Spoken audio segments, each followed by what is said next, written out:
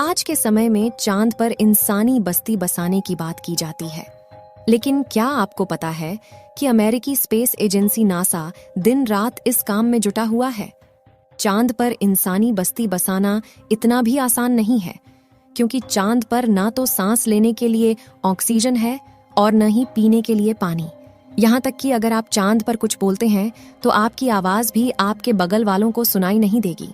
NASA चांद पर इंसानी बस्ती कैसे बसाएगा, इसे जानने के लिए इस वीडियो को अंत तक जरूर देखें। 20 जुलाई 1969 ये वो दिन था जब नील आर्मस्ट्रॉन्ग और बज एल्ड्रिन ने अमेरिकी मिशन अपोलो 11 में बैठकर चांद की जमीन पर पहला कदम रखा था।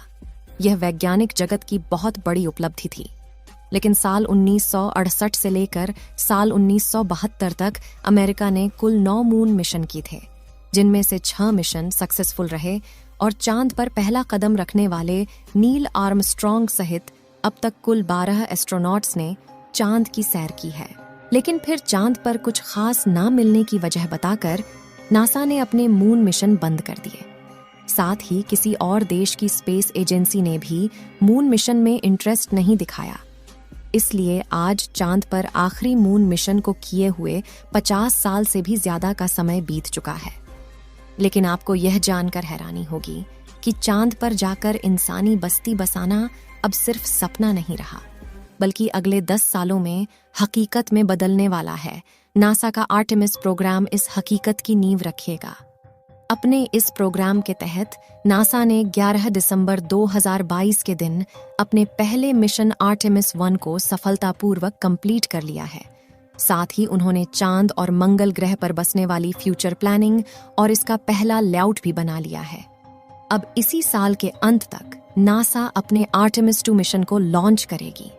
इसके बाद आर्टेमिस 3 मिशन लॉन्च किया जाएगा, जिसमें 50 साल बाद एक मैन एस्ट्रोनॉट और दुनिया की फर्स्ट लेडी एस्ट्रोनॉट को चांद पर भेजा जाएगा, जिसके साथ चांद पर ह्यूमन कॉलोनी की नींव रखने वाले 2 उपकरणों को भी भेजा जाएगा।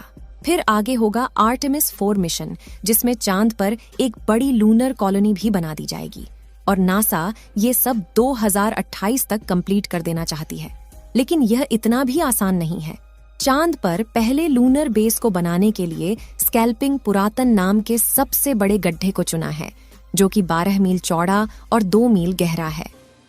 और चांद की ऊपरी सतह से 2 मील की गहराई में जाकर बसना अपने आप में काफी दिलचस्प प्लान है।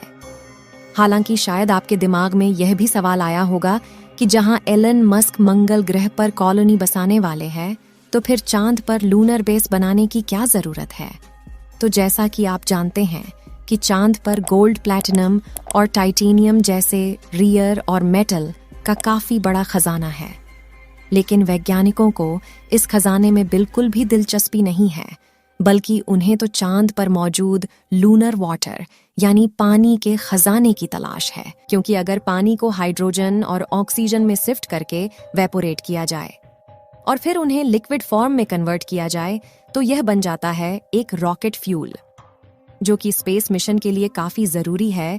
अगर वैज्ञानिक चांद पर लूनर वाटर खोजकर उससे फ्यूल बनाने की टेक्नोलॉजी बना पाए, तो स्पेस मिशन के लिए धरती से निकले रॉकेट को चांद के लूनर बेस पर लैंड करवाकर रीफिल किया जा सकेगा।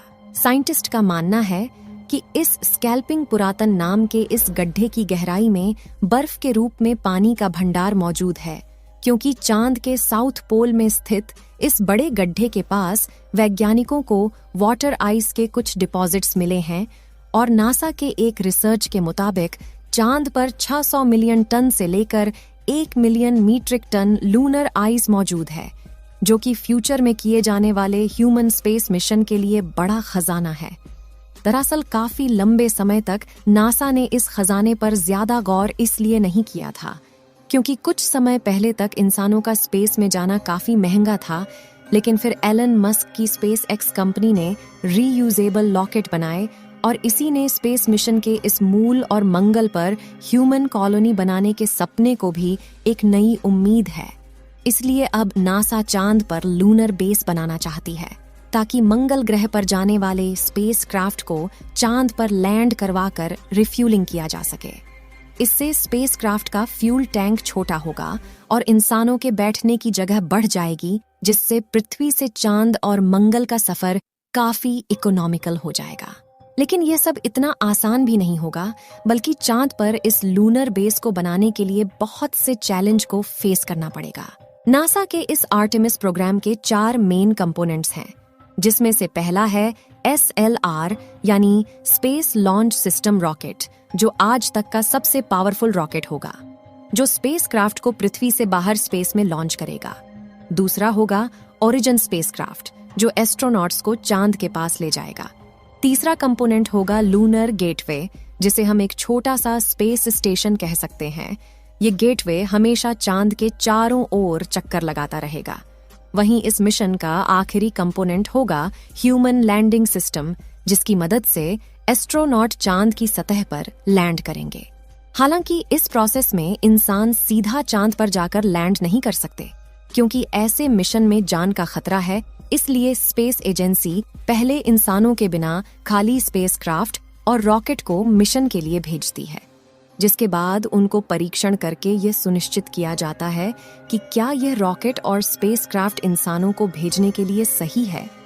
आर्टेमिस 1 को लॉन्च करके नासा के वैज्ञानिकों ने यह सुनिश्चित कर लिया है कि उनके डीप स्पेस रॉकेट, स्पेसक्राफ्ट और लॉन्च रिकवरी के लिए बनाए गए ग्राउंड सिस्टम एस्ट्रोनॉट को स्पेस में भेजने के लिए बिल्कुल तैयार है। अब आर्टेमिस 2 में वैज्ञानिक इस स्पेसक्राफ्ट में 4 एस्ट्रोनॉट्स को बिठाकर लूनर ऑर्बिट पर भेजेंगे, जहां एस्ट्रोनॉट चांद के ऑर्बिट में 4 दिन घूमकर धरती पर वापस आ जाएंगे। इस मिशन का मकसद स्पेसक्राफ्ट के लाइफ सपोर्ट सिस्टम सस्टेनेबिलिटी को चेक करना होगा। और आर्टेमिस 2 मिशन की सफलता के बाद ही आर्टेमिस 3 मिशन को लॉन्च किया जाएगा, जिसमें एक लेडी एस्ट्रोनॉट पहली बार चांद पर कदम रखेगी। इस मिशन में पृथ्वी की ऑर्बिट से बाहर निकलने के बाद उड़ाइन स्पेसक्राफ्ट रॉकेट से अलग हो जाएगा और चांद की ओर काफी तेज रफ्तार से बढ़ते हुए चांद के पास पहुंचेगा। लेकिन स्पेसक्राफ्ट अपने साथ चांद पर लैंडिंग करने के लिए लैंडर को नहीं ले जाएगा। दोस्तों, अगर चांद पर इंसानी बस्ती बसाई जाएगी तो क्या आप चांद पर जाकर रहना चाहेंगे? अपनी राय कमेंट में जरूर बताएं। इस वीडियो को एक लाइक जरूर करें और अपने मित्रों तक इस वीडियो को शेयर करें, ताकि उन्हें भी जानकारी मिल सके। और अपने भरोसेमंद चैनल को सब्सक्राइब जरूर करें।